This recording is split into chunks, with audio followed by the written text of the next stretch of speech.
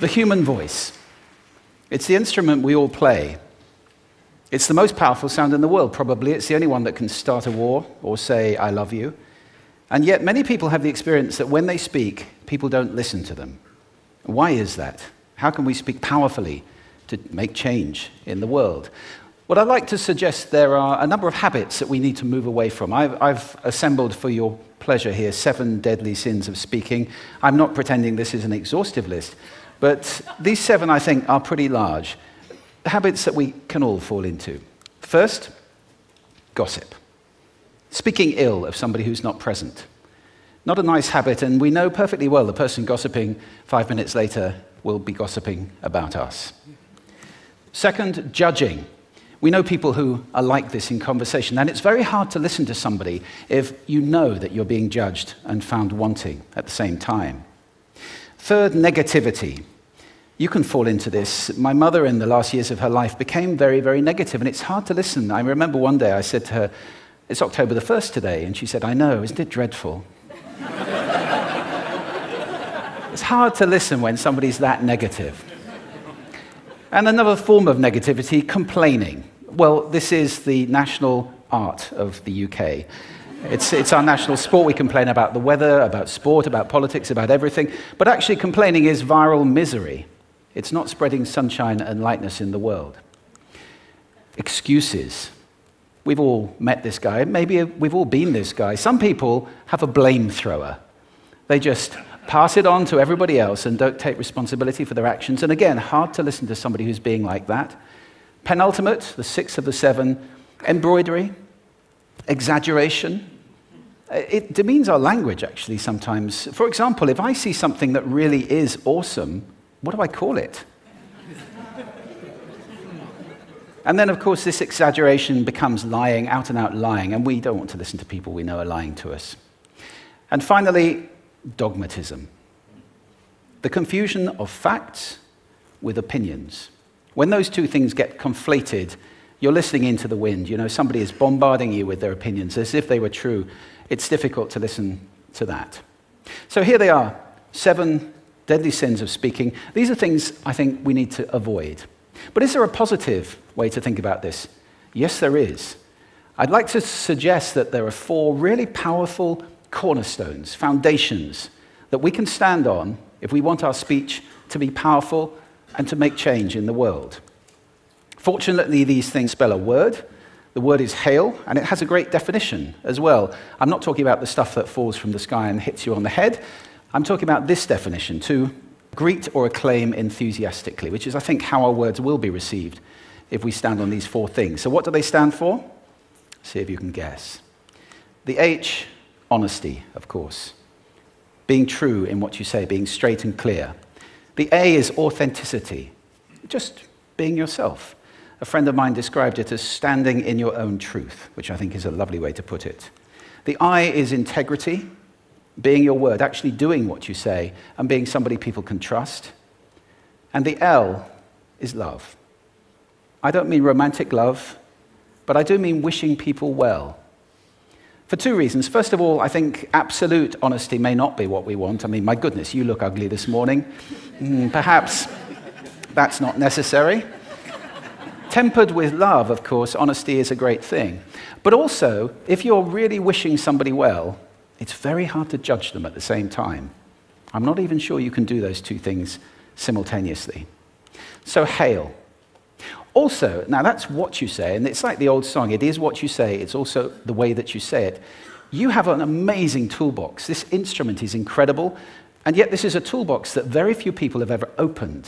I'd like to have a little rummage in there with you now, and just pull a few tools out that you might like to take away and play with, which will increase the power of your speaking. Register, for example. Now, falsetto register may not be very useful most of the time, but there's a register in between. I'm not going to get very technical about this for any of you who are voice coaches. You can locate your voice, however. So if I talk up here in my nose, you can hear the difference. If I go down here in my throat, which is where most of us speak from most of the time, but if you want weight, you need to go down here to the chest. You hear the difference? We vote for politicians with lower voices. It's true, because we associate depth with power and with authority. That's register. And we have timbre. It's the way your voice feels. Again, the research shows that we prefer voices which are rich, smooth, warm, like hot chocolate. Well, if that's not you, that's not the end of the world, because you can train. Go get a voice coach. And there are amazing things you can do with breathing, with posture, and with exercises to improve the timbre of your voice. Then prosody. I love prosody. This is the sing-song, the meta-language that we use in order to impart meaning. It's route one for meaning in conversation. People who speak all on one note are really quite hard to listen to if they don't have any prosody at all. That's where the word monotonic comes from, or monotonous, monotone. Also, we have repetitive prosody now coming in, where every sentence ends as if it were a question, when it's actually not a question, it's a statement. And if you repeat that one over and over, it's actually restricting your ability to communicate through prosody, which I think is a shame. So let's try and break that habit. Pace. I can get very, very excited by saying something really, really quickly, or I can slow right down to emphasize. And at the end of that, of course, is our old friend, silence. There's nothing wrong with a bit of silence in a talk, is there?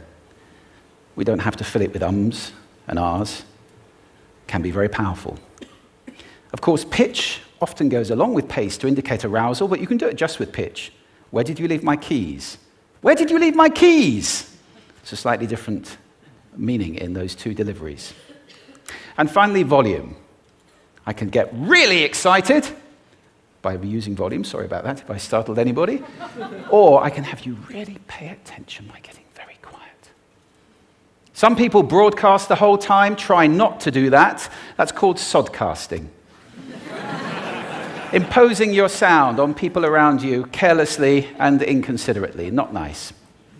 Of course, where this all comes into play most of all is when you've got something really important to do. It might be standing on a stage like this and giving a talk to people. It might be proposing marriage, asking for a raise, a wedding speech, whatever it is.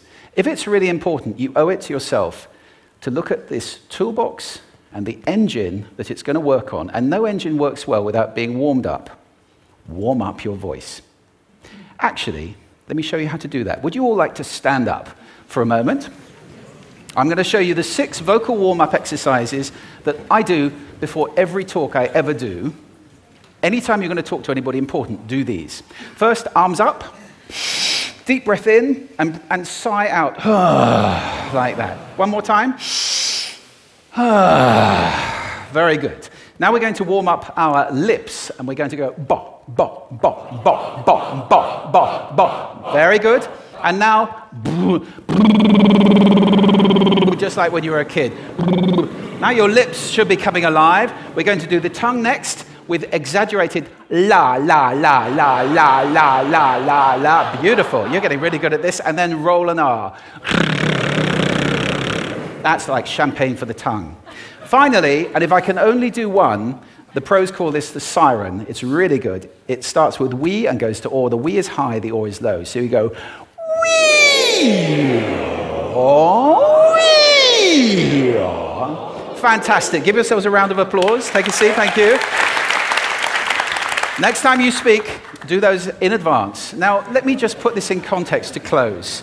This is a serious point here.